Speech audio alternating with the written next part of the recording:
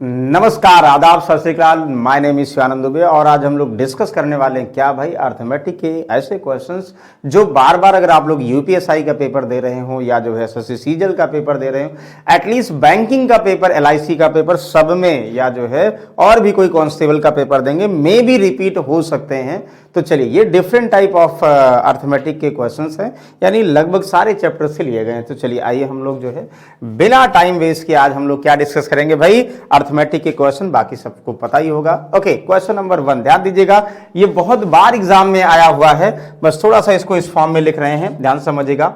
कह रहा कि ए और बी एक काम को ऐसे समझिए 72/7 डेज में करते हैं और बी और सी 40/3 दिनों में करते हैं। तो बी सी से 25% अधिक कार्यकुशल है, तो ए और सी मिलकर उसी काम को कितने दिनों में करेंगे। वाह, बहुत अच्छी बात है। तो सबसे पहले भाई आप लोग क्या करते थे, जब भी ए और बी की हम बात कर रहे थे, बी और सी मिनिमम अगर 2 टाइम दिया होगा तो हमेशा मस्ट है कुछ भी पढ़ने से पहले एलसीएम लेंगे।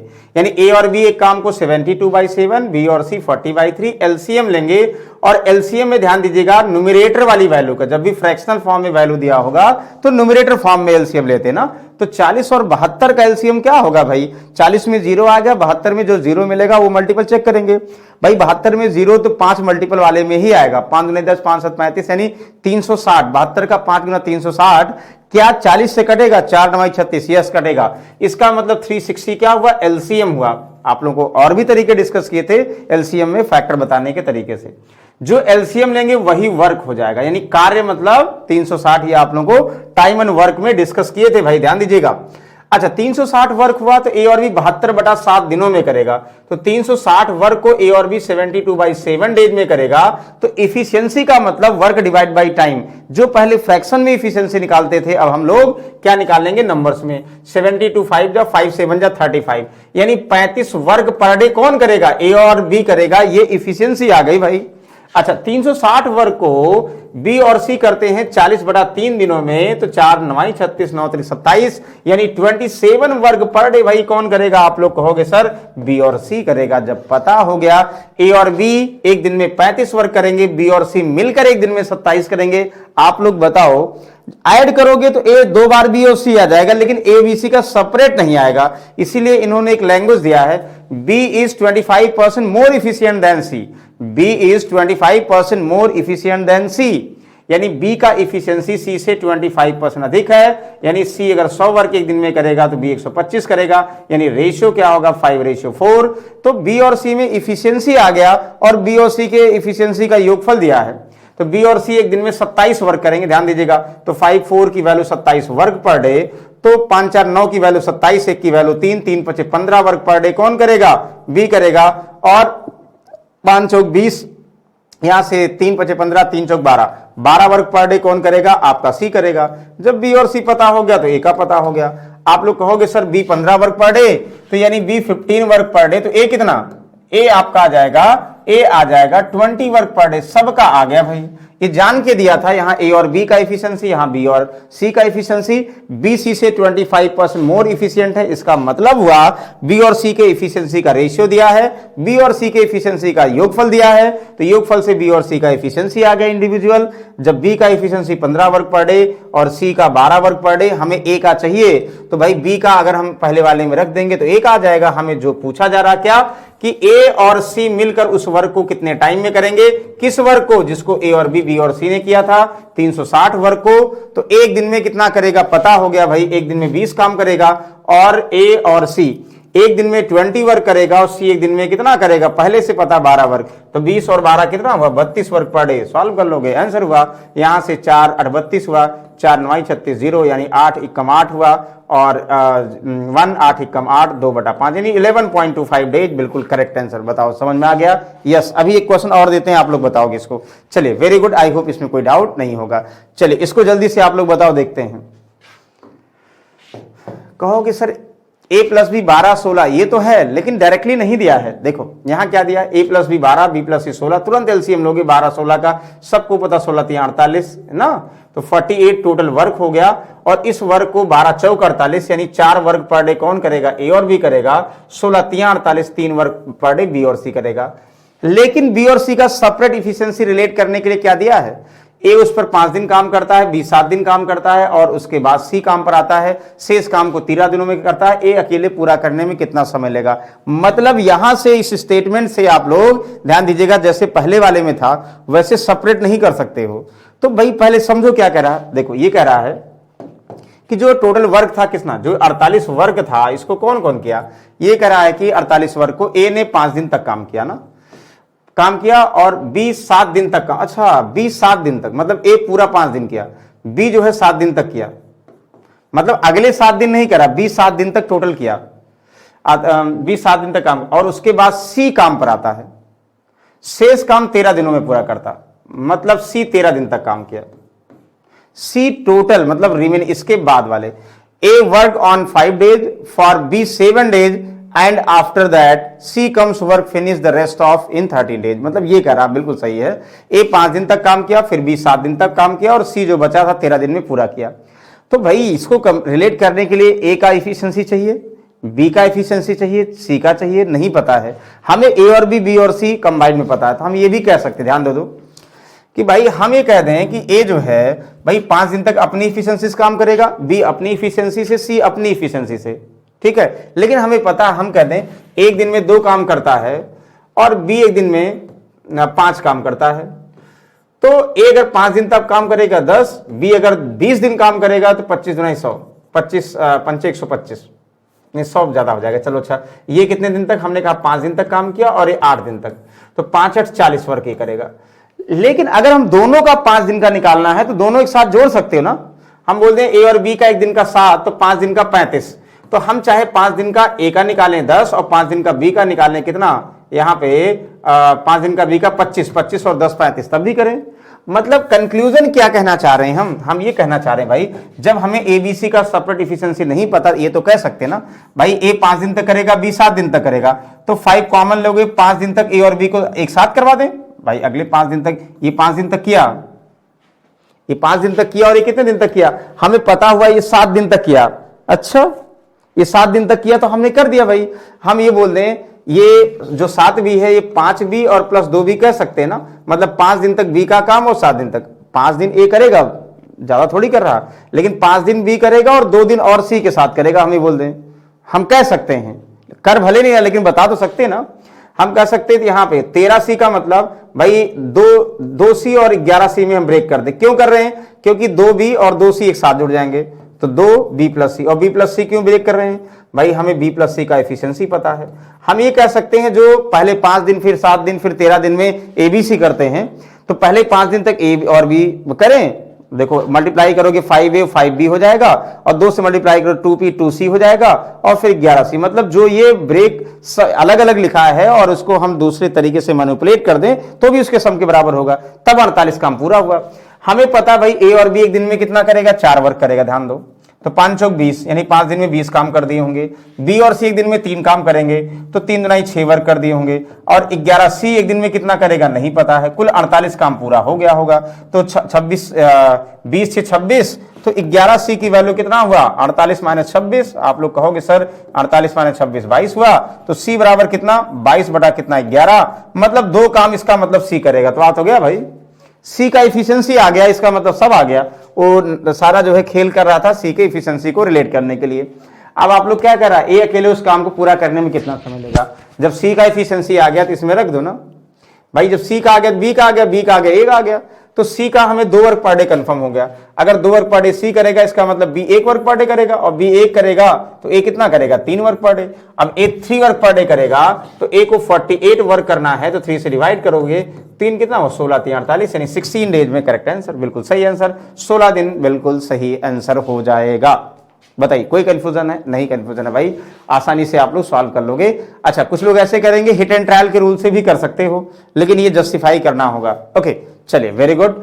अब फिर से आप लोग बताओ, हमने अभी कहा था ना जो आप लोग सॉल्व किए उसको फिर से देंगे। मतलब एक ऐसा क्वेश्चन हम लोग रिलेट कर रहे हैं कि जो अगर आ जाए तो आप लोग बिल्कुल डाउट ना हो। ये अभी हम लोग पहला क्वेश्चन ही सॉल्व किए थे, हमने जान के दे दिया कि एक भुलाकर दूसरा दे दिया कि देखते हैं आप लोग याद कर पाते हो कि नहीं इतनी जल्दी question. Okay, a plus B 120 बड़ा 11 दिन, b प्लस सी 40 बड़ा 3 दिन। सबसे पहले आप लोग कंफर्म है क्या करोगे, एलसीएम 120 और 40 का एलसीएम 120 टोटल वर्क हो जाएगा। 120 का हमको a और b 120 बड़ा 11 दिन में डिवाइड करोगे यानी 11 वर्क पर डे a और b का आ जाएगा। भाई 120 को 40 बड़ा 3 से करोगे, 4 3 12, 3 3 का 9 work per day b plus सी का आ जाएगा। लेकिन यहां से जब जोड़ोगे a b c का सेपरेट यहां भी नहीं मिलेगा ना, तो क्या करोगे, लैंग्वेज दिया है ए बी से 25% अधिक कार्यकुशल है, ए और बी तो 25% की वैल्यू चाहे परसेंटेज से करोगे चाहे रेशियो से 1/4, तो 4 बी होगा तो ए कितना होगा 5, या बी 100 होगा ए कितना कार्यकुशल होगा तो 125, रेशियो 5:4 आ गया। इनके इफिशियंसी का रेशियो आ गया भाई, और ए और बी का हमें पता 11 वर्क पर डे है, तो डायरेक्टली रिलेट कर लोगे। किसका, ए और बी ना, क्या कह रहे हैं भाई, ए बी से 25% अधिक कार्यकुशल है। अच्छा नहीं, तब फिर गलत हो जाएगा, चलो अच्छा कोई बात नहीं। तो ए बी सी उस काम को कितने दिनों में, अच्छा ए बी की जगह पर देखो आप लोग थोड़ा सा टफ बना दे रहे हैं इसको, क्वेश्चन को आसान बना दें। आसान बनाने के लिए हम ये कर दें, देखो यहां ए बी मत करो, ए की जगह पर हम कर दें बी और फिर यहां की जगह पर सी, ए की जगह पर बी और यहां सी। हम बी 25% मोर इफिशियंट देन सी क्यों कर रहे हैं, क्योंकि कट जाएगा, नहीं करेंगे तो भी गलत नहीं आएगा, लेकिन हमें लगता है ए और बी गलती से मिसप्रिंट हो गया है। हम यहां ए की जगह पर बी कर दें, यहां सी कर दें, बी सी से 25% अधिक कार्यकुशल है, तो आप लोग कहोगे सर बी और सी आसानी करने के लिए किए, yes yes yes, B C से 25% अधिक कार्यकुशल है, इसका मतलब ये हुआ कि अगर सी 100 होगा तो 125 होगा, रेशियो 5:4 का होगा। अब हम क्यों कर रहे हैं, क्योंकि हमें भाई ये पता बी और सी के इफिशियंसी का योगफल कितना है, यानी बी 5 इफिशियंसी और सी का 4 इफिशियंसी, दोनों का सम 9 वर्क पर डे। हम इसलिए कर रहे हैं कि डायरेक्टली आ जाए, हम इसलिए नहीं कर रहे हैं कि भाई जो क्वेश्चन को कॉम्प्लिकेट करें, आसानी करने के लिए आप लोगों को दिए, गलती से लिख उठा है। तो 5 4 9 की वैल्यू 9, तो ए की वैल्यू 5, यानी बी 5 वर्क पर डे और सी 4 वर्क पर डे। देखो कितना आसानी से डिस्ट्रीब्यूट हो गया, इसलिए दिए थे भाई। अब बी और सी आ गया, ए बी सी तीनों बताना है, बी सी तो पहले पता था, ए बताना था आप लोगों को। तो भाई आप लोग को पता है बी कितना है 5 वर्क पर डे, तो बी 5 वर्क पर डे और ए और बी 11 वर्क पर डे, इसका मतलब ए कितना हो जाएगा 6 वर्क पर डे। अब कितना आसान हो जाएगा, मतलब ए बी सी उस काम को करेंगे कितने टाइम में करेंगे, तो यहां से तो टोटल वर्क कितना है भाई, टोटल वर्क है 120, ए बी सी करेंगे तो ए 6 वर्क पर डे और बी और सी पहले पता था 9 वर्क पर डे, 9 6 15, तो 120/15 का मतलब कितना हुआ 8। तो कंफर्म इसी के अकॉर्डिंग दिए थे हम 8 दिन। हमने कहा था कि आप लोग जब भी सॉल्व करेंगे तो थोड़ा और आसान सॉल्व करें, वैसे भी गलत नहीं होता, लेकिन क्या होता कॉम्प्लिकेटेड हो जाता। तो बस भावनाएं समझिए, क्वेश्चन समझिए कि बी की जगह पर सी करेंगे तो डिस्ट्रीब्यूशन आसान हो जाएगा उसका इफिशियंसी का, इसलिए जब डिस्ट्रीब्यूशन आसान तो क्वेश्चन आसान और आप लोग बिल्कुल बता देंगे। या ये क्वेश्चन बहुत बार एग्जाम में आया, देखो हम इसको रिकॉल कर रहे हैं बार बार, ये क्वेश्चन आप लोग को पहले भी सॉल्व करा चुके हैं।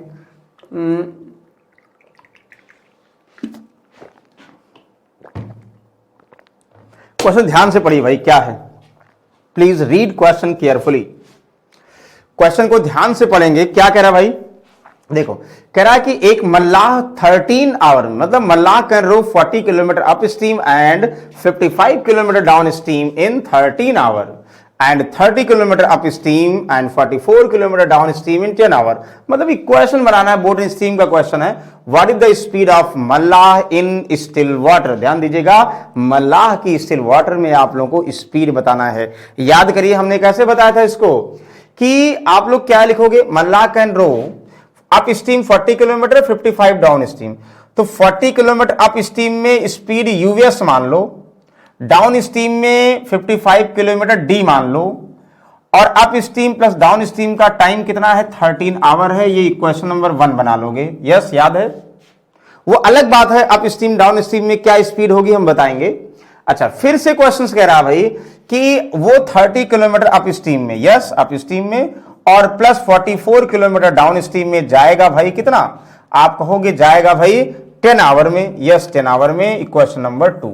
हाँ आप लोगों को पता है कि भाई डाउन स्ट्रीम में जो स्पीड होती है वो स्टिल वाटर में और स्पीड ऑफ स्ट्रीम धारा की चाल जुड़ी हुई होती है, और जो अप स्ट्रीम में स्पीड होती है वो शांत जल में से चाल में से धारा की चाल घटी हुई होती है। ये हम बहुत बार पढ़ चुके हैं। और हमें ये भी पता भाई, अगर हमें डाउन स्ट्रीम में पता है और अप स्ट्रीम में स्पीड पता है, तो जो x यानी स्टिल वाटर में स्पीड होता है वो डाउन स्ट्रीम में अप स्ट्रीम में ऐड करके डिवाइड बाई 2, और धारा की चाल जो होती है वो डाउन स्ट्रीम में अप स्ट्रीम में सब्सट्रैक्ट करके डिवाइड बाई 2। इतना हमें पहले से पता है। हमें क्या, आप लोगों को भी पता है, आई होप इनमें कोई कंफ्यूजन नहीं है। तो डाउन यानी हमें मेन क्या है, डाउन स्ट्रीम में और अप स्ट्रीम में स्पीड निकालना है, तब स्टिल वाटर में या जो भी कहा जाएगा आ जाएगा ना, और स्टिल वाटर में पूछा जा रहा है। आप लोग बताइए, तो इसको जो सॉल्व करेंगे बेसिक जैसे सॉल्व करेंगे, सॉल्व तो चाहे हम कोफिशिएंट बराबर कर दे तब भी आ जाएगा, लेकिन एक ट्रिक आप लोगों को बताए थे, इसको हम ट्रिक से सॉल्व करेंगे, इक्वेशन से आप लोग सॉल्व करेंगे भाई, चाहे इसमें और चाहे इसमें। ध्यान दीजिएगा, हम क्या करेंगे, इनका HCF एक बार क्ल्यू होता है, क्ल्यू होता है, हम ये करें एग्जैक्ट नहीं, क्ल्यू होता है, 100% नहीं सही है, हिट एंड ट्रायल है। 55 और 44 का HCF क्या होगा, 11, मतलब HCF या HCF का मल्टीपल, तो HCF 11 हुआ, 11 5 जा 11 4 जा, तो एक सेकंड के लिए, एक पल के लिए 11 किलोमीटर हम डाउन स्ट्रीम में स्पीड मान लें। जो HCF होगा चेक करने के लिए एक पल के लिए आप लोग डाउन स्ट्रीम में स्पीड मान लोगे। या इनके बात करेंगे, इन पे जैसे 40 और 30 है, तो 10 और 10 HCF हो सकता है, या 5 8 40 5 6 30 5 हो सकता है, मतलब दो पॉसिबिलिटी है, यहां 5 हो सकता है या 10 हो सकता है, और यहां 11 हो सकता है। तो एक पल के लिए हम स्पीड मान सकते हैं। चलो चेक करते हैं, अगर ये मान लिए हमने तो कैसे आएगा। अगर क्या 11 हम मान लिए, ये कंडीशन सही हो रही है, अगर 11 हमने डाउन स्ट्रीम में मान लिया, 11 5 55 यानी 5 घंटे डाउन स्ट्रीम में लगेगा, और 13 में से 5 घटाओगे 8 घंटे, तो 8 5 40 यानी 5 स्पीड हो जाएगी अप स्ट्रीम की, ये पता हो गया। अब अप स्ट्रीम की 5 हो जाएगी, इसमें पुट करो तो 5 6 जा 30, 5 6 30 और 11 चौक 44, 6 4 10, बिल्कुल सही है। यानी अगर डाउन स्ट्रीम में 11 मानते हैं तो अप स्ट्रीम में 5 आती है पहले वाले इक्वेशन से, और वही हम दोनों इक्वेशन दूसरे में पुट करते हैं तो सही आ जाता है। इसका मतलब भैया जो हिट एंड ट्रायल किया था सही है, और नहीं सही होगा तो सॉल्व करिए। तो यहां से हमें चाहिए स्टिल वाटर में, तो अब तो आ गया ना भाई, हमने माना था कि डाउन स्ट्रीम में 11, अप स्ट्रीम में आगे 5 डिवाइड बाई 2, 11 5 16 डिवाइड बाई 2, तो भैया 8 किलोमीटर पर आवर स्पीड सही है। हिट एंड ट्रायल से ये हुआ। और जिनको कंफ्यूजन होगा कमेंट बॉक्स में बताइएगा, तो हम बेसिक से बता देंगे। ये आप लोगों को बेसिक से हमने डिस्कस किया है, किसमें, चैप्टर में लास्ट क्वेश्चन डिस्कस किया, ध्यान दीजिएगा, वहां से देख लीजिएगा, बहुत अच्छी बात है। स्पीड टाइम डिस्टेंस का इस टाइप के क्वेश्चन बहुत बार आए हैं, ध्यान दीजिएगा, पढ़िए। A minibus takes 6 hours less cover to इतना kilometre distance if its speed increase by इतना। मतलब ध्यान दीजिएगा, हमने बताया था कि जब दूरी फिक्स होगी, मतलब दो केस था, अगर हम स्पीड को चेंज करते हैं और टाइम को चेंज करते हैं तो कुछ दूरी जाने में स्पीड और टाइम में डिफरेंस आता है। तो फॉर्मूला आप लोगों को रिलेट करके बताया था, यानी पहली चाल इंटू दूसरी चाल, चेंज हुई चाल, बराबर डिस्टेंस दूरी और इंटू डिफरेंस स्पीड है, तो डिफरेंस अपॉन स्पीड, ध्यान दीजिएगा, divide by difference upon time. जब हमें स्पीड निकालना होता, यानी जो क्वाड्रेटिक इक्वेशन बनाना होता, तो ये आप लोग ऐसे बनाओगे डायरेक्टली। अब क्यों बनाओगे, इक्वेशंस क्या है ये भी बता देंगे, ये बताया था आप लोग, ध्यान हो। टाइम बताया था, टाइम को रिलेट करना हो तो पहला टाइम इंटू दूसरा टाइम बराबर टाइम का डिफरेंस, डिस्टेंस और इंटू डिफरेंस अपॉन टाइम। यहां ऊपर टाइम हो जाएगा, नीचे स्पीड हो जाएगा, डिफरेंस अपॉन स्पीड। ये फॉर्मूला बताया था। मतलब ये कह रहा है कि a mini bus take 6 hour less cover to इतना distance if speed increase by 14 kilometre, what is the usual time taken by mini bus. तो चाहे आप लोग इक्वेशन बनाओ कि पहले जो टाइम ले रहा था और बाद में जो टाइम ले रहा था, डिस्टेंस दोनों में दिया गया है, तो दोनों का इक्वेशन बना के समझो, इक्वेशन बना के क्वाड्रेटिक इक्वेशन से, और चाहे क्वाड्रेटिक इक्वेशन ऐसे बना लो। जब समय का अंतर बोलेगा, मतलब किसी दूरी को जाने में दूरी दिया होगा, चाल बढ़ा देंगे समय कम लगेगा, या चाल घटा देंगे समय ज्यादा लगेगा, दूरी दिया होगा, तब ये रिलेशन होता है। तो भाई इसमें पुट कर दो, टाइम पूछा जा रहा, टाइम रिलेट करो, हम दूरी नहीं रिलेट करेंगे। कह रहा है कि 1680 किलोमीटर दूरी तय करने में ना, ये 1680 किलोमीटर दूरी थे, वही था ना। स्पीड पहले जो भी थी अब 14 किलोमीटर पर आवर बढ़ा देते हैं, तो कितना बढ़ाने पर जाहिर सी बात है समय कम लगे, 6 घंटे कम लगा ना। पहले जो समय लग रहा था बाद में समय 6 घंटे कम लगा। दोनों समय का अंतर कर दो, चाल का अंतर कर दो, बहुत सारे तरीके सॉल्व कर सकते हो। फिलहाल हम इस वाले फॉर्मूले पे जाते हैं जो आप लोग पढ़े थे, और नहीं पढ़े थे जो लोग वो जाएंगे पहले स्पीड टाइम डिस्टेंस का स्टार्टिंग वाला लेक्चर देखेंगे, क्वेश्चन बनाने वाला, वहां आप लोग को डिस्कस किए होंगे। ओके, तो यहां से देखोगे आप लोग क्या करोगे, T1 यानी पहले मान लो हम टी टाइम है, फिर दूसरा 6 घंटे कम लगे T-6, तो पहले जो टाइम लगा था दोबारा T1 T2 का मतलब पहले से दूसरा दोबारा 6 घंटे कम लगे, पहले हम T टाइम मान ले, दोबारा T-6, दूरी 1680 किलोमीटर, डिफरेंस अपॉन टाइम का मतलब 6, डिफरेंस अपॉन स्पीड का मतलब 14, तो 14 एकम 14 28, मतलब 12 छक 72। ये 720 का जो हम फैक्टर करेंगे यानी 12 इंटू 6 का फैक्टर करेंगे तो T इंटू T-1, मतलब ऐसा फैक्टर करेंगे दोनों में 6 का अंतर हो। आप कहोगे सर यहाँ 24 तियां 72, यानी 24 तियां 72, 24 इंटू 30 होगा ना, तो 24 और 30 का अंतर जो है 6 है सर। तो अगर हम t को मान लें 30, T-6 अपने आप 24 जाएगा, तो हमें यूजुअल टाइम क्या निकालना है, यूजुअल टाइम यानी 30 घंटे, आंसर 30 घंटे करेक्ट आंसर। बताओ कोई कंफ्यूजन है? तो आप लोग इसमें क्या करोगे, पूरा मल्टीप्लाई नहीं करोगे, अगर मल्टीप्लाई कर दोगे तो क्वाड्रेटिक क्वेश्चन बन जाएगा, तो T2 स्क्वायर माइनस T6 हुआ, उसके बाद जो है दिस सॉल्व कर लोगे। और वो भी अच्छा क्वाड्रेटिक क्वेश्चन भी आप लोग बता चुके हैं, उससे भी रिलेट कर लोगे। जिनको डाउट होगा तो ऐसे बता सकते हो। बोलिए किसी को डाउट है? नहीं डाउट है भाई, सही आंसर है। चलिए इसको इनकम एक्सपेंडिचर, ये भी क्वेश्चन आप लोगों को रेशियो बताए होंगे, आप लोगों को रिकॉल करना है। 1 year ago the ratio between Rahul salary and Rohit salary इतना, एक साल पहले, भैया एक साल पहले राहुल है और एक साल पहले रोहित है। रोहित, ध्यान दीजिएगा, एक साल पहले रोहित है, कितना था 4:5, मतलब 4 लाख, 5 लाख, 400, 500 कुछ भी मान सकते हो ना, रेशियो आप लोग अपने हिसाब से जो जरूरत हो चेंज कर लो। अब कह रहा है कि पिछले वर्ष और वर्तमान वर्ष उनके व्यक्तिगत वेतन का अनुपात इतना, मतलब ये क्या था, ये लास्ट ईयर इनकम है ना, एक साल पहले, ऐसे कर दे -1, मतलब एक साल पहले समझ जाए -1 ना। एक साल पहले राहुल और रोहित की सैलरी का रेशियो 4:5, और फिर कह रहा है the ratio between their individual salary last year and current year इतना, तो लास्ट ईयर और करंट ईयर 2:3 है, मतलब लास्ट ईयर और करंट ईयर 2:3 इंडिविजुअल, और 3:5 ये 3:5 लास्ट ईयर और करंट ईयर। ठीक है, समझ में आ रहा है, लास्ट ईयर करंट ईयर। अब एक चीज गौर करो, जैसे मान लो हम करें भाई मेरी इस साल जो है एनुअल इनकम हमारी 12 लाख रुपए है, ठीक है। अब हम एनुअल इनकम 12 लाख रुपए है, तो हम कहते हैं भाई इस साल और अगले साल एनुअल इनकम का रेशियो, इस साल और अगले साल का रेशियो 6-7 हो जाएगा, तो हम कहेंगे भैया इस साल 6 की वैल्यू 12 लाख, 7 की वैल्यू 14 लाख, अगले साल 14 लाख हो जाएगी। ये तो ना हम बोल दें भाई हमारी अभी वर्तमान में 12 लाख रुपए एनुअल इनकम है, हमारी नहीं यार, आपकी होगी, किसी की भी होगी भाई, 12 लाख रुपए ही वर्तमान में है, तो हमारी जो रेशियो है वर्तमान में इनकम का और अगली साल इनकम का रेशियो 6-7 बन जाएगा। तो बताइए अगली साल कितना हो जाएगा, 6 की वैल्यू 12 लाख, 7 की वैल्यू 14 लाख, बताओगे ना। वैसे ये भी तो कह रहा ना भाई, राहुल की लास्ट ईयर सैलरी का रेशियो और रोहित के लास्ट ईयर में जैसे 4 लाख 5 लाख रहा होगा, तो राहुल कह रहा है लास्ट ईयर और करंट ईयर, तो राहुल लास्ट ईयर पता है तो राहुल का करंट ईयर आ जाएगा, वैसे रोहित का लास्ट ईयर पता है तो करंट ईयर आ जाएगा। लेकिन इसका तो सही है भाई, 2 की वैल्यू 4, 3 की वैल्यू 6 हो जाएगा। अगर ये राहुल जो है लास्ट ईयर 4 था, यानी 2 की वैल्यू 4 था, 3 की वैल्यू 6 डायरेक्ट आ जाएगा। लेकिन रोहित 3 से 5 नहीं कटेगा, तो उसको काटने के लिए कुछ कर दो, जैसे हम यहां 0 0 ना बढ़ा के कर दें कुछ, मतलब क्या कर दें, जैसे ही बताओ, हम यहां ऐसे कर दें 3 से डिविजिबल, ये डिविजिबल हो रहा है तो 3 से डिविजिबल होने के लिए 3 से गुणा कर दें, तो 3 से गुणा कर दें तो इसका मतलब ये 15 हो जाए, गुणा तो रेशियो में दोनों में करोगे ना, तो हम ये बना ले भैया कि जो राहुल है ये 12 रुपए इसकी लास्ट ईयर इसकी इनकम है। क्यों बना रहे हैं, डेटा आसान करने के लिए। और जो हमारा रोहित है वो 15 रुपए कमाता है।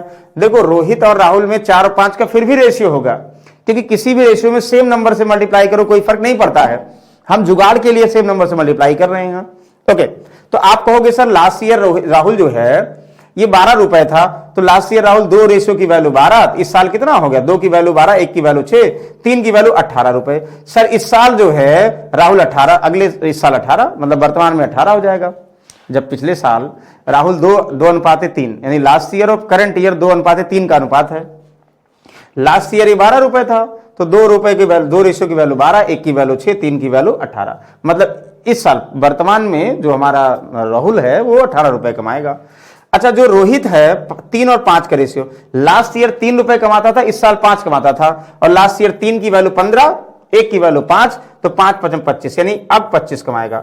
मतलब अब रेशियो सब खत्म हो गया। हम ये समझेंगे भैया राहुल, नहीं ये खत्म नहीं हुआ, ये तो 18 रहेगा ना। हम ये समझेंगे, ध्यान दीजिएगा, हम ये समझेंगे राहुल लास्ट ईयर 12 रुपए और अभी वर्तमान में 18। जो हमारा रोहित है लास्ट ईयर 15 रुपए और अभी 25 रुपए। ठीक है, अब क्लियर हुआ? पूछा क्या जरा, तो कह रहा है कि यदि राहुल और रोहित की वर्तमान इतना, तो भाई राहुल वर्तमान में 18 रुपए, रोहित वर्तमान में 25 रुपए, ये रेशियो में कमाता है और वैल्यू में 4300 कमाता है। तो 18 43, ये तो 43 रेशियो डायरेक्टली आ गया, तो इसकी वैल्यू 43 हो गया। तो एक रेशियो की वैल्यू कितना हुआ? 100 रुपए हुआ। क्या पूछा जरा? राहुल की वर्तमान वेतन, राहुल वर्तमान में कितना? 18 रुपए, तो 18 रुपए का मतलब 18 × 100, 1800 रुपए राहुल कमाता है। बिल्कुल सही है। और रोहित वर्तमान में कहेगा 2500 रुपए, लास्ट ईयर कहेगा तो लास्ट ईयर निकाल लो। मतलब कितना आसान है। पहले रोहित और राहुल का इंडिविजुअल सैलरी दिया था लास्ट ईयर, और individual last year current year दिया, तो लास्ट से करंट हम बना लेंगे। भाई राहुल की लास्ट ईयर पता करंट ईयर बना लेंगे, रोहित की लास्ट ईयर पता करंट ईयर बना लेंगे। रेशियो दिया गया, रिलेट कर दो। हमने चेंज किया 3 से मल्टीप्लाई करके, क्योंकि ये 5 जो है 3 से नहीं करता था, हम मल्टीप्लाई कर दे कट जाएगा। 4:5 को हम 12 15 बना लेंगे तो कट जाएगा। Okay, very good. चलिए इसको बताओ, आप लोग बनाओ क्या बनेगा, समझिए। Consider 2 alloy A and B 50 kg of alloy A mixed with 70 kg alloy B. A contains brass and copper in the ratio 3:2 and B contains, देखो B contain them in the ratio of इतना। What is the ratio of copper to brass? अरे कितना आसान question भाई। Alloy, alloy का मतलब मिश्र धातु ए और बी में, और जो ए और बी मिश्र धातु है क्या हो भाई? ये ब्रास एंड कॉपर की बात की जा रही, ब्रास एंड कॉपर की बात की जा रही 3:2 के रेशियो में, और ये कह रहा है बी में जो ब्रास और कॉपर की बात की जा रही 4:3 में। भाई ए एलॉय हमारा मिश्र धातु कितना है जो मिक्स करना है? ये 50 किलोग्राम मिक्स करना है, और बी हमारा 70 किलोग्राम मिक्स करना है ना। तो जब डेटा दिया हो तो हम आसानी से सॉल्व कर सकते हैं। आप लोग बताओ भाई, ए में ब्रास और कॉपर 3 और 2 के रेशियो में था, 50 किलोग्राम हमारा एलॉय था, तो 50 को 3 और 2 में डिस्ट्रीब्यूट करोगे तो 5 की वैल्यू 50, 1 की वैल्यू 10, यानी 30 किलोग्राम 20 किलोग्राम। आ गया नहीं आ गया? इतना आसान क्वेश्चन तो नहीं देना चाहिए भाई, फिलहाल कोई बात नहीं। अच्छा, अब कह रहे हैं कि बी में 70 किलोग्राम था, 4 और 3 के अनुपात में था। 4 3 7 की वैल्यू 70, 1 की वैल्यू 10, यानी 40 और 30। 40 क्या था हमारा? 40 हमारा जो ब्रास था और 30 कॉपर था। तो ए और बी को मिक्स करेंगे, ब्रास अलग कर दो, कॉपर अलग कर दो। भाई ए और बी अगर एलॉय मिलाएंगे तो ब्रास अलग हो जाएगा, कॉपर अलग हो जाएगा। तो ए में ब्रास कितना है? 30, बी में ब्रास कितना? 40। 40 और 30 70, 70 हमारा ब्रास आ गया किसमें? ए और बी में मिलाकर टोटल। अच्छा, पहले कॉपर टू ब्रास निकालना है, तो कॉपर पहले रखना है, तो कॉपर पहले रख दो भाई। तो कॉपर की बात करेंगे, कॉपर किसमें भाई? ए में 20 और बी में कितना? 30 20 50, तो 50 और 30 का रेशियो 5:7 है। 5:7 नहीं है, 7:5 है। 10 इन नॉन ऑफ दिस। देखिए कंफ्यूजन मत करिएगा, यहाँ पे 7:5 तो था, लेकिन वो क्या था? ब्रास और कॉपर था, लेकिन पूछा गया क्या? कॉपर ब्रास, यानी 7:5 गलत आंसर होगा, यानी नॉट 5:7 होगा।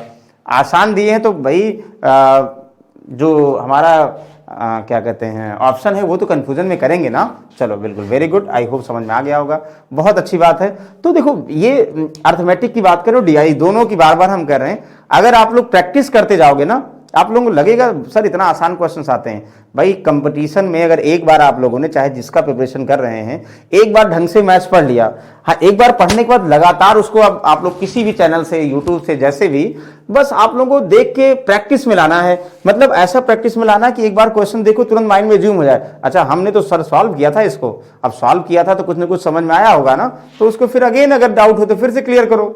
लेकिन अगर बार बार सॉल्व करोगे, हमें लगता है प्रैक्टिस में भी बने रहोगे और एग्जाम में आएगा तो चुटकियों का खेल होगा। नहीं अगर प्रैक्टिस करेंगे तो वो कंफ्यूजन है भाई। Practice makes a man perfect, ये गांधी जी का वाक्य नहीं है, किसी का भी वाक्य हो सकता है, ये सबके लिए फॉलो करता है। फिर से दूध और पानी, the ratio of milk and water in the first container, दूध और पानी का अनुपात पहले अनुपात में 4:5 और दूसरे में 3:7, इनको मिक्स कर दिया जाए तो मिल्क और वाटर का, ये बहुत बार बताए थे भाई। 2 में 3 में मतलब 2 क्वांटिटी को मिक्स करेंगे, 3 क्वांटिटी को मिक्स करेंगे, या 4 क्वांटिटी को मिक्स करेंगे, किसी रेशियो मिक्स करेंगे, सब रेशियो बता चुके हैं मिक्स एलिगेशन में। फिलहाल इसकी बात करेंगे। मिल्क और वाटर का रेशियो कितना था? 4:5 किसमें? ये मिल्क है, वाटर पहले वाले में। दूसरे में कितना था? 3:7। इसको बड़े बर्तन में डालना है तो उसमें मिल्क और वाटर, तो आप लोग को बताए थे ना। तो हम क्या करेंगे, बड़े बर्तन में डालने के लिए मतलब ये है कि हम पहले बराबर क्वांटिटी ही मिक्स करते हैं। तो पहले में मिल्क दूसरे मिल्क अलग कर लो, पहले में वाटर दूसरे में वाटर अलग कर लो, आंसर। लेकिन ऐसे नहीं अलग होगा कि 4 और 3 7 5 7 बराबर, नहीं, ये तभी ऐड हो सकता है जब बराबर क्वांटिटी हो, मतलब हम वो बराबर मात्रा को मिलाएं। मात्रा का मतलब 50 लीटर पहले कंटेनर, 50 लीटर दूसरे कंटेनर, 50 में मिल्क वाटर का रेशियो, 50 में मिल्क और वाटर का रेशियो, ये अलग अलग होगा। तो बराबर करने के लिए तो हमें बराबर करना होता था ना, पहले आप लिखे थे, तो ये 5 4 9 और 7 3 10 हमने ये बताया था ना। तो इनको बराबर करने का मतलब यहां 10 से गुणा कर दो और यहां बराबर करने के मतलब यहां 9 से गुणा कर दो। देखो बराबर अपने आप हो जाएगा, जो गुणा करोगे पूरे में कर दो। आप लोग कहोगे सर पूरे में गुणा करने पर क्या होगा, 10 चौक 40 होगा, 10 पचे 50 हुआ, देखो 90 हो गया ना, 9 3 27 हुआ, 9 63 हुआ, देखो ये 27 और 63 तब भी ये 190 हो गया। मतलब ये बराबर कर दिया हमने, बराबर मल्टीप्लाई कर दिया, 90 में दोनों का रेशियो आ जाएगा। 40 27 कितना हो, 4 2 6 67 हो गया। आप लोग कहोगे सर 6 5 11 113 हो गया, क्या कटेगा, नहीं कटेगा, 65 113 है नहीं है, तो 3 1 4 1 5 किसी से कटेगा, 113 मतलब प्राइम नंबर होता, 67 7 13 ये भी प्राइम नंबर होता है। इसका मतलब सही आंसर है, none of this is the correct answer. Very good. हम क्या करते हैं, दोनों को बराबर करते हैं, 3 होता है वो भी बराबर करते हैं, जिस रेशियो मिलाना उसको मल्टीप्लाई भी करते हैं। याद होगा आप लोगों को, ध्यान दीजिएगा, ये बहुत बार डिस्कस किए हैं। चलिए इसको बताओगे, थोड़ा सा देखो प्रैक्टिस की फॉर्म है, इसीलिए हम थोड़ा सा फास्ट कर रहे हैं ना। The average weight of 39 student class 23 years. Wow. तो कह रहा है कि the average weight of 39 students in a class, एक क्लास में 39 स्टूडेंट का जो है एवरेज वेट कितना है, 23 kg है। तो Sita and heaviest and Tina is the lightest. कौन है भैया, सीता और टीना? सीता सबसे ज्यादा है, टीना सबसे कम है। बोथ देम आर एक्सक्लूड, दोनों को हटा दो भैया, सीता रीता को हटा दो तो कितना बचेंगे, 37 लोग बचेंगे। तो from the average remain same the ratio of weight of Sita and Tina इतना। अच्छा, कह रहा कि अगर दो लोगों को हटा दो तब भी वही बनेगा, एज एवरेज वही रहेगा। और सीता और रीता में एज का रेशियो 15 और 8 का है, मतलब सीता भारी है तो 15, रीता छोटी है तो 8। समझ में आ गया ना। कह रहा है कि 39 स्टूडेंट है, उनका एवरेज 23 था, तो दो लोग सीता और टीना है, तो सीता और टीना, सीता बड़ी है टीना छोटी है, और सीता और टीना की एज का रेशियो भी दिया है। सीता टीना को हटा दो तो उनका जो औसत होता वही रहता, चेंज नहीं होता, यानी 23 ही होता है। आप लोग पढ़ चुके हो रामबाण रूल क्या होता है, नंबर और एवरेज और कुछ नंबर घटाएंगे या जोड़ेंगे, एवरेज में कोई चेंज होगा तो हमेशा जो चेंज में सम या डिफरेंस आता है इससे निकालोगे। तो 39 यानी 39 से 37 हो गए, 2 कम हुए, और 23 से 23 ही रह गया 0। तो क्या करते थे, 39 को 0 से करोगे 0 हो जाएगा, 23 को 2 से 46, यानी 46 kg, यानी 46 kg कमी को माइनस का मतलब कमी से कोई मतलब नहीं है। तो जो दो लोग कम है सीता और टीना, उनकी एज का सम क्या है, 46 kg है। तो ये तो बताए थे ना भाई, आप लोग ध्यान दीजिएगा, जब इनकी कोई भी नंबर दिया होगा, ध्यान दीजिए, चाहे ऐसे करोगे 39 × 23 माइनस 37 × 23 तब भी आएगा 46। मतलब 46 जो 2 की कमी हुई, दो लोग कौन हुए, सीता टीना कम हुए, उनकी एज का सम 46 साल है। और 46 को 15 और 8 में डिस्ट्रीब्यूट करो, इनका सम 46 है। 15 8 23 की वैल्यू 46, 1 की वैल्यू 2, तो 15 दुनाई 30 ध्यान दो, और 8 दुनाई 16। तो आप लोग बताओ टीना कितनी है, 16 साल की है। बिल्कुल सही है, 16 साल की नहीं, 16 किलोग्राम की है। वेरी गुड, बहुत हल्की है टीना, छोटी बच्ची है। बताइए किसी को डाउट है? आई होप डाउट नहीं होगा, नहीं होगा तो बहुत अच्छी बात है। चलते हैं भाई तुरंत अगले क्वेश्चन पे चलते हैं, जो छात्रावास पे आ गए हैं। ओके चलिए पढ़िए ध्यान से, इसको सॉल्व करिए, बहुत आसान क्वेश्चन है। एक छात्रावास में 50 छात्र हैं, अब छात्रों की संख्या 8 बढ़ गई। अच्छा, मेस का खर्च प्रतिदिन 30 बढ़ जाता है, जबकि औसत खर्च 2 रुपए कम हो जाता है। देखो हमने कहा था कि जब नंबर और एवरेज की बात करेंगे और उसमें कुछ खर्चे चेंजेस होंगे तो हमेशा एक ही रामबाण फॉर्मूला, कौन सा भाई, 50 छात्र छात्रावास में थे और उनका एवरेज नहीं पता था, एक्स पता था।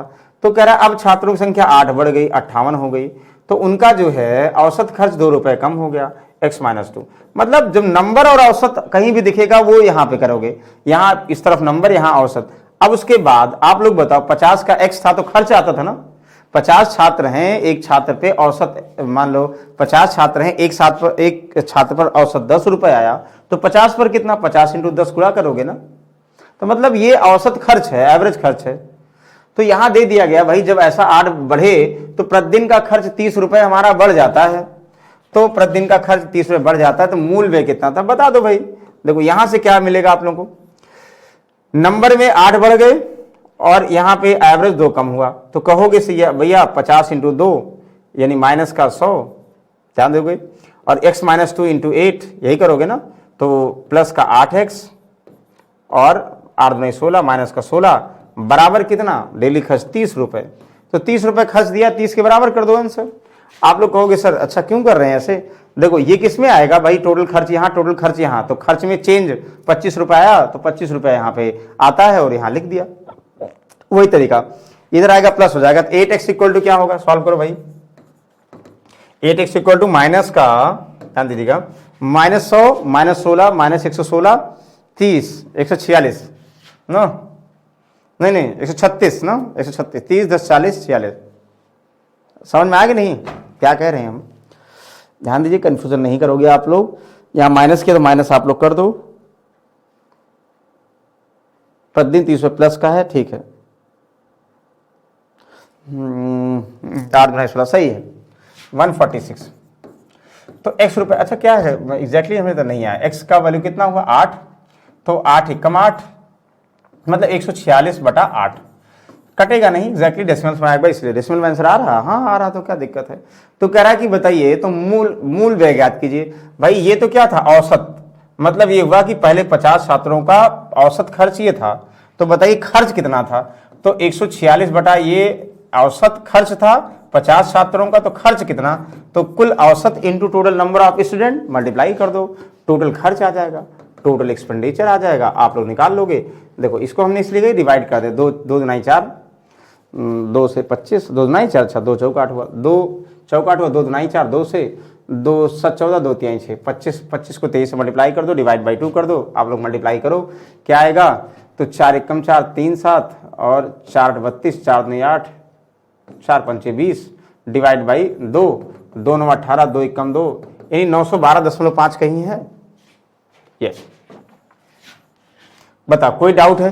जब भी आप लोग बोल दिया जाए छात्रों की संख्या बढ़ी है और खर्च कुछ बढ़ा घटा है, एवरेज कुछ बढ़ा घटा, तो हमेशा नंबर ऑफ स्टूडेंट पहले कितने थे, खर्च औसत नहीं दिया पहले, मान लो कुछ रुपए औसत खर्च, तो स्टूडेंट बढ़े औसत खर्च में कमी हुई, तो ये वही तरीका हुआ, नंबर और एवरेज दिया है तो नंबर में चेंज कितना 8 बढ़ा, एवरेज कितना 2 घटा, तो पहले नंबर को एवरेज में चेंज से मल्टीप्लाई करो और फाइनल एवरेज को नंबर में, जो आएगा वो खर्च बढ़ जाएगा, 30 की वैल्यू x निकालोगे तो एवरेज आ जाएगा। तो एवरेज जब आ गया तो भैया पहले ही 50 छात्रों में औसत खर्च इतना था, तो खर्च कितना था निकाल सकते हो, very good.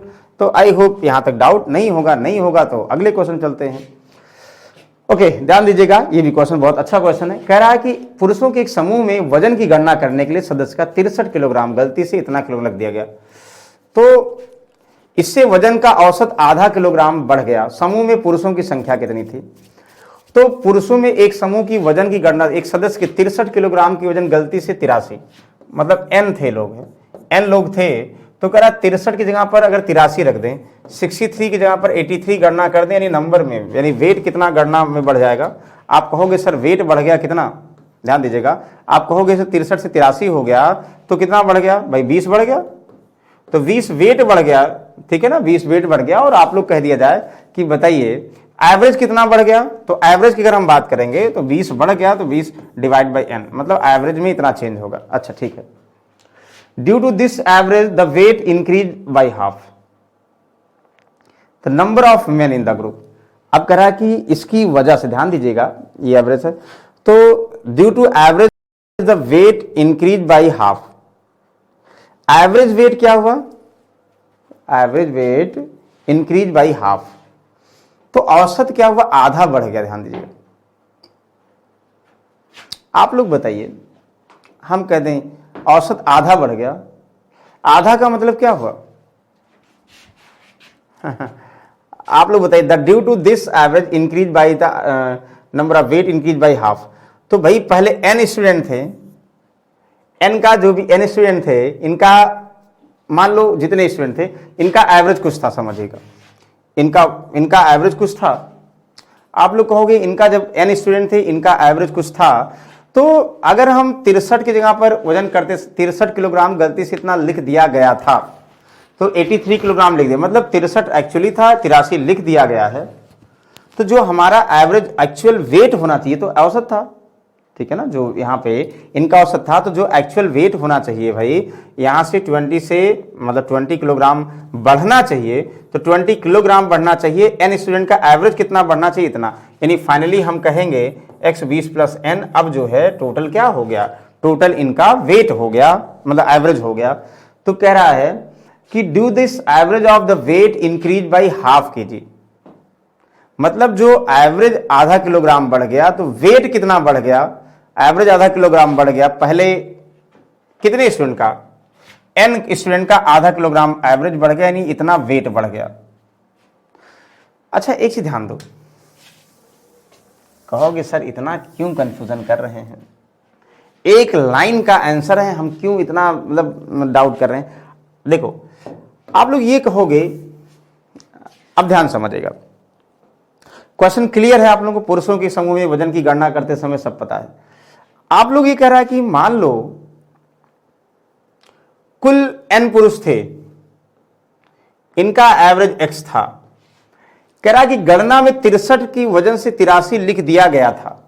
While calculating the average group of men weighing 63, one of the member was mistakenly written इतना, मतलब कह रहा है कि 63 किलोग्राम वजन से गलती से 83 किलोग्राम लिख दिया गया था उसका एक्चुअल 63 और लिख दिया गया था 83, मतलब त्रुटि 20 किलोग्राम की आई थी, 20 kg की त्रुटि आई थी। हम एवरेज कितनी त्रुटि आई थी, n से भाग कर दोगे, लेकिन इसके वजन में औसत आधा किलो, मतलब कह रहा है कि जो एवरेज जो है उसका हाफ kg बढ़ गया, इसका एवरेज हाफ kg बढ़ गया, तो due to this average of the weight increase by half kg। अगर n स्टूडेंट का हाफ kg बढ़ गया एवरेज वेट, तो n स्टूडेंट है आधा किलोग्राम एवरेज वेट बढ़ गया, तो कितना हो गया, आप ये भी कह सकते हैं ना। तो आधा से नंबर ऑफ स्टूडेंट में आधा से गुणा कर दो तो ये बढ़ा हुआ वेट हो जाएगा, और 63 से 83 है, बढ़ा हुआ वेट 20 किलोग्राम है, तो n कितना हो जाएगा भैया 40, यानी 40 लोग थे कि नहीं थे, आप कहोगे यस 40 लोग थे।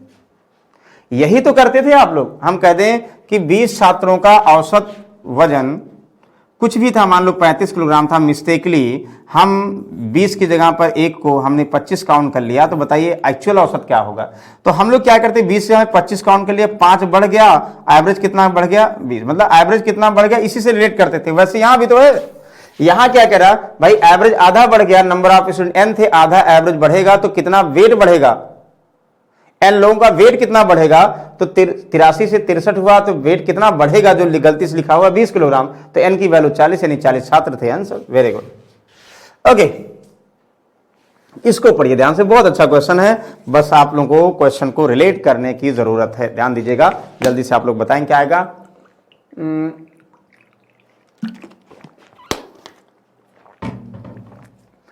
एक पति पत्नी और उसके बेटे की औसत आयु 42 वर्ष थी, वाह वेरी गुड। बेटे की शादी हो गई, ठीक 1 साल बाद एक बच्चे का जन्म हुआ, एक बच्चा 5 साल वर्ष का हो गया, परिवार की औसत आयु 36 वर्ष हो गई। ओके, विवाह के समय दुल्हन की उम्र क्या थी। क्वेश्चन फिर से पढ़ो तब आप लोगों को बताएं, क्योंकि 2 बार क्वेश्चन पढ़ोगे तब भाई, अगर नया कोई क्वेश्चन लगा रहे हो तो भाई जो पहली बार नहीं लगाए हो, मतलब न्यू क्वेश्चन हो, तो पहले अच्छे तरीके से पढ़ो, ध्यान दो, रीड करो, तब आप लोगों को थोड़ा बहुत क्लियर होगा एग्जैक्टली कैसे करना है। अभी हम बात कर रहे हैं बेसिक की, बात कर रहे हैं भाई बेसिक, जैसा कह रहा हम क्वेश्चन को इसको फॉलो करें। हम कहते एक पति पत्नी और उसके बेटे की औसत आयु 42 वर्ष थी, पति पत्नी और बेटे की औसत आयु 42 वर्ष थी, पहले थी भाई।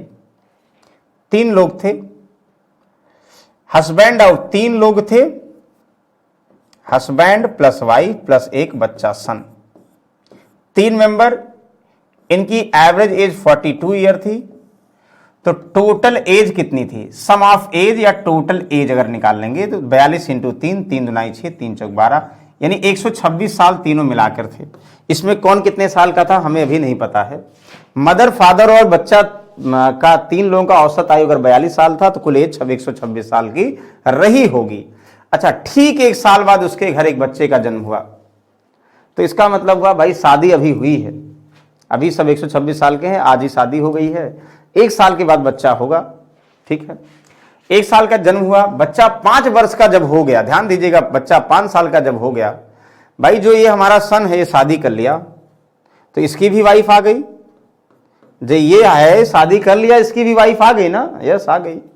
और जब वाइफ आ गई तो 1 साल बाद अभी शादी किया, इस टाइम शादी कर लिया, 1 साल बाद बच्चा भी आ गया, इसका भी ट्विंस आ गया, सन आ गया, मतलब बच्चे का भी बच्चा आ गया 1 साल बाद।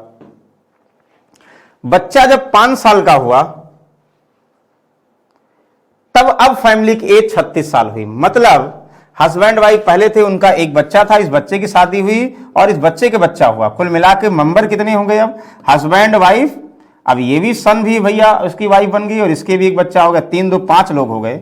अब इसकी 36 साल औसत आयु हो गई, तो 36 पंचे 180 साल हो गई। कब?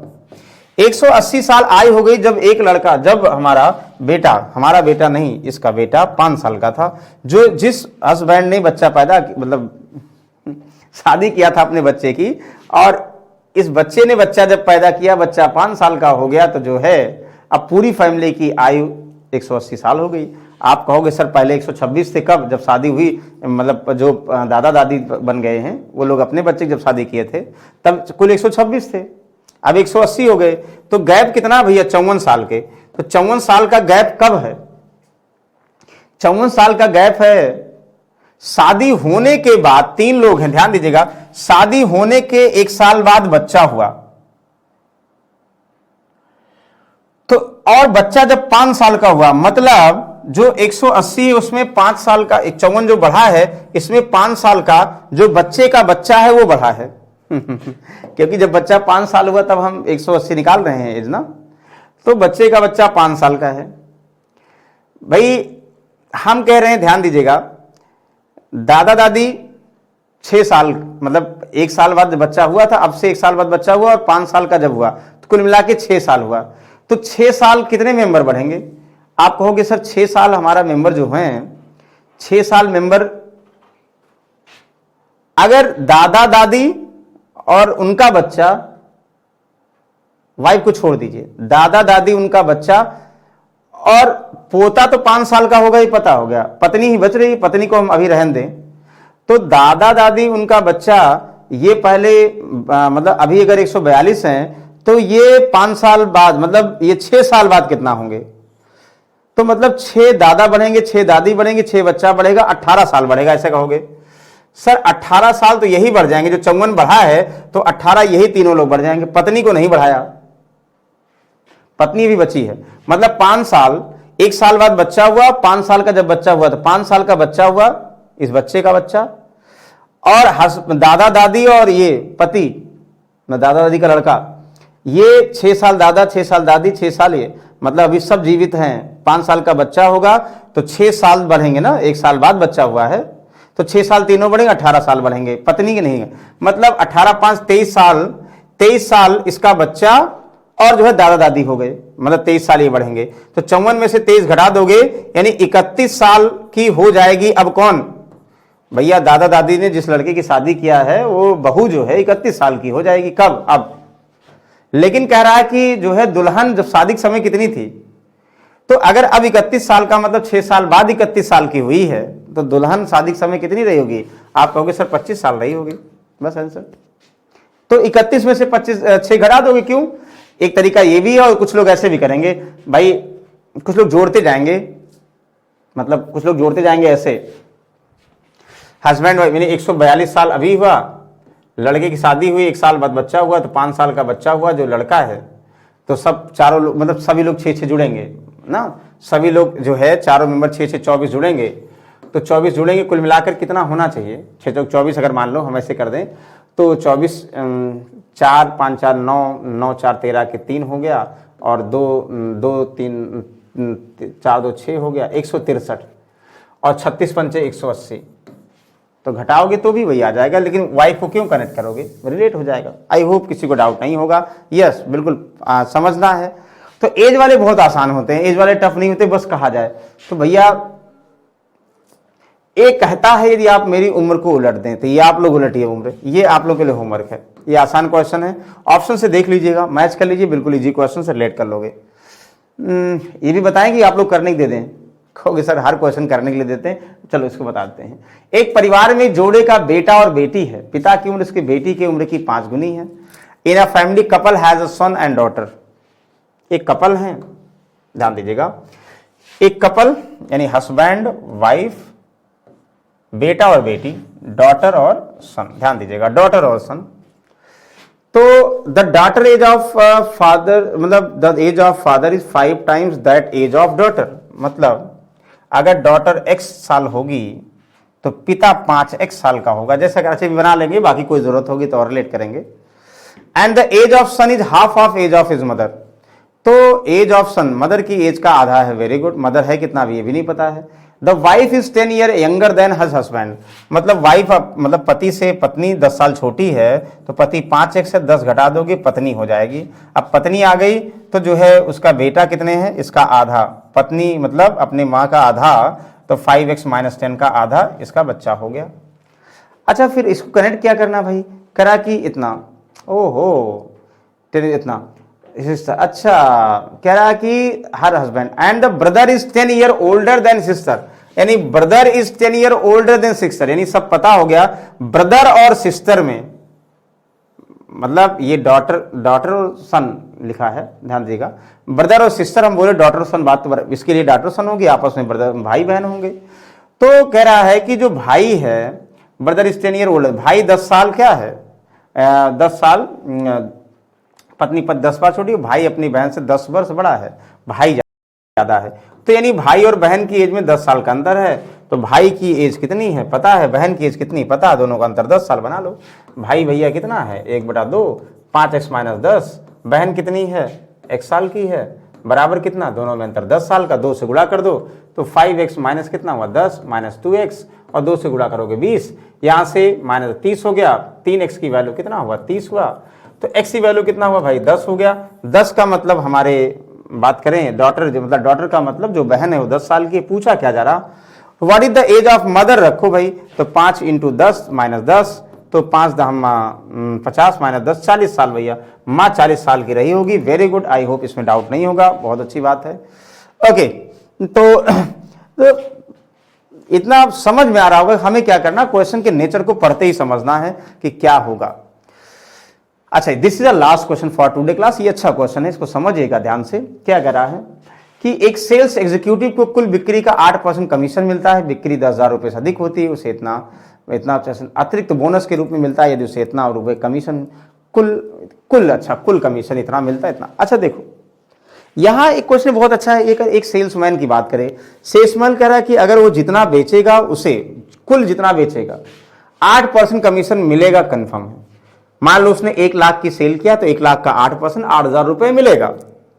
लेकिन कह रहा है कि उसने कंडीशन दे दिया गया कि भाई कुल पे तो मिलेगा, लेकिन अगर हम बोल दें कि भाई अगर उसने 90,000 से ज्यादा जितना बेचा, ठीक, उस पर बोनस भी मिलेगा। मतलब एक जो टारगेट दे दिया, बेचना है सब पे मिलेगा, लेकिन जितना उसने टारगेट दिया उससे ज्यादा अगर बेच दिया तो भाई बोनस भी मिलेगा। ध्यान दीजिएगा, बोनस भी हो गया। मतलब जो सेल्समैन है उसको कमीशन और बोनस 2 चीजें मिलेंगी, यानी कुल जो है उसे कमीशन, बोनस और कमीशन के फॉर्म में मिलेगा, ये कंफर्म है। तो कह रहा है कि अब वही क्वेश्चन दिया और अधिक बिक्री पर इतना।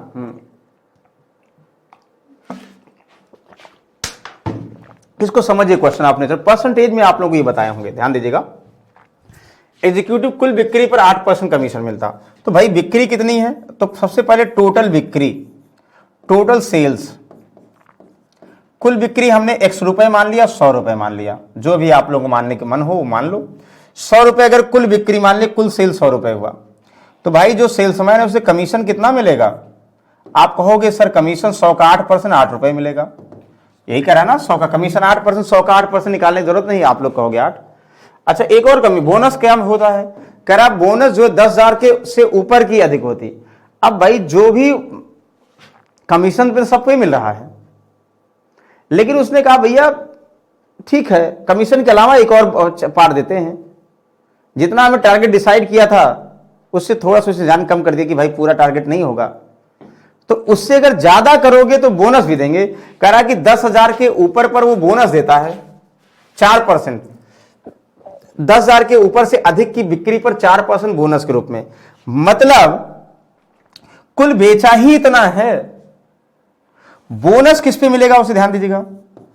बोनस 10,000 के ऊपर, मतलब 100% हमारा कुल सेल है, इनमें से 10,000 रुपए घटा देंगे तो आप कहोगे सर 10,000 के ऊपर। जैसे मान लो उसने क्राइटेरिया डिसाइड कर लिया कि 1.5 लाख रुपए कुल सेल्स है, और कह दिया कि 1 लाख के ऊपर बोनस भी मिलेगा, तो मतलब 1 लाख तक या 1.5 लाख तक सब पे मिलेगा 8%, लेकिन सिर्फ जो है 1 लाख के ऊपर वाले को ही बोनस मिलेगा। भाई कुल सेल तो 100% है, 10,000 की ऊपर की कितनी सेल है पता ही नहीं है, तो कुल सेल में से अगर 10,000 घटा दोगे लॉजिकली तो ये पता हो जाएगा किस पर बोनस मिलना है।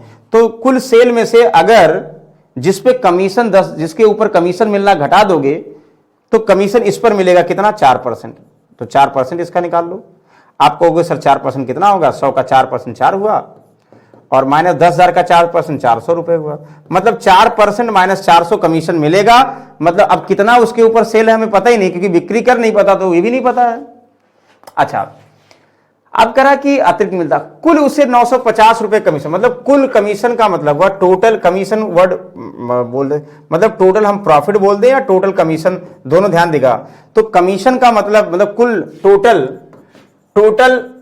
टोटल उसे जो है मिला, जो हमारा सेल्समैन था उसे टोटल जो है कुल कमीशन मिला, मतलब एक तो 8% मिला, ध्यान दीजिएगा, और प्लस एक मिला बोनस 4% माइनस 400, ये बोनस हुआ। ये मतलब कमीशन प्लस बोनस कुल उसे प्रॉफिट ये होगा, तभी ज्यादा काम करेगा। कमीशन प्लस ये बोनस, ये ध्यान देगा, तभी वो वर्क किया, टोटल ये मिलेगा। अब ये कह रहा है कि कस्टमर को टोटल कमीशन और बोनस 950 रुपए मिले, मतलब देखो 8% प्लस 4% माइनस इतना, तो 8 4 12%, तो 12% माइनस 400 इक्वल टू कितना हुआ, 950। ध्यान दीजिएगा, यहां से 12% इक्वल टू कितना हुआ भाई, यहां से 400 जोड़ोगे, 9 4 1350 हुआ। आप कहोगे एक की वैल्यू कितना होगा सर, हम कहेंगे 1350 डिवाइड बाई 12 कर दो, तो 12 कर देंगे, 12 एकम 12 हुआ। ध्यान दीजिएगा, 1 13, 12 एकम 12, 3 15, 12 दुनाई 24, 6 डेसिमल 12 पंचे 60, ये हुआ। 100 की वैल्यू कितना हुआ, आप कहोगे 100 अगर निकालेंगे तो 112510 बढ़ा देंगे, 11,250 रुपए कुल उसका सेल हुआ। पहली चीज तो ज्यादातर होता है टोटल सेल्स पूछते हैं, आप कहोगे सर 11,250 रुपए का कुल उसने सेल किया, तो 11,250 का 8% उसे कमीशन मिला है, और बाकी बोनस कितने मिला है, तो बोनस 10,000 के बाद जो मिला होगा उसे बोनस होगा। तो हमें सिर्फ बोनस निकालना है भाई।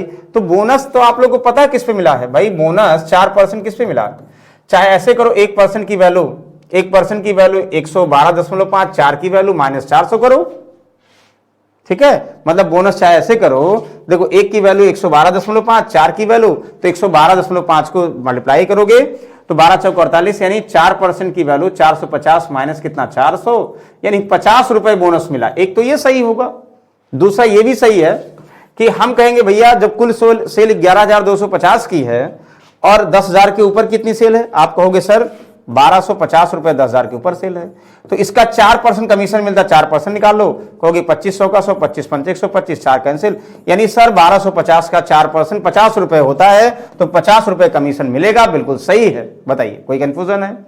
नहीं कंफ्यूजन है भाई। आई होप यहां तक किसी को डाउट नहीं होगा, नहीं डाउट होगा तो बहुत अच्छी बात है, ये कंफर्म हो गया होगा। क्वेश्चन बहुत सारे हैं लेकिन हमें तो टाइम हो रहा होगा। देखो कितने आसान अच्छे अच्छे क्वेश्चंस हैं, ये सारे क्वेश्चंस हम लोग जो है नेक्स्ट सम में फिर से सॉल्व करेंगे।